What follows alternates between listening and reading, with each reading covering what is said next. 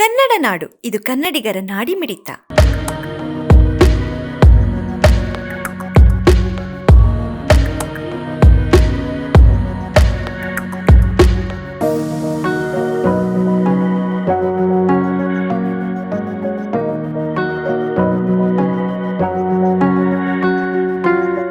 ಬಳ್ಳಾರಿಯ ಪಾರ್ವತಿ ನಗರದಲ್ಲಿರುವ academic kites public ಶಾಲೆಯ ವಿದ್ಯಾರ್ಥಿಗಳು ಇತ್ತೀಚೆಗೆ ಮಹಾವಿಷ್ಣುವಿನ ನರಸಿಂಹ ಅವತಾರವನ್ನು ಆಧರಿಸಿದ ಮಹಾವತಾರ ನರಸಿಂಹ ಆನಿಮೇಷನ್ ಸಿನಿಮಾ ವೀಕ್ಷಿಸಿ ವಿಶೇಷ ಅನುಭವವನ್ನ ಪಡೆದಿದ್ದಾರೆ.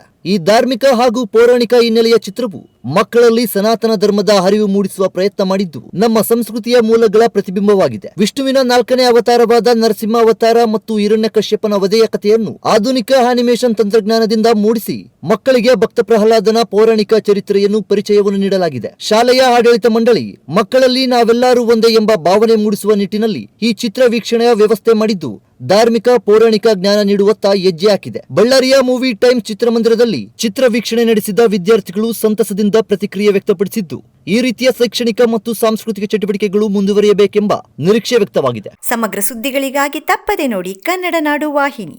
ಸಬ್ಸ್ಕ್ರೈಬ್ ಮಾಡಿಕೊಳ್ಳಲು ಕೂಡಲೇ ಪಕ್ಕದಲ್ಲಿ ಕಾಣುವ ಬೆಲ್ ಐಕಾನ್ ಕ್ಲಿಕ್ ಮಾಡಿ ನೋಟಿಫಿಕೇಶನ್ ಪಡೆಯಿರಿ.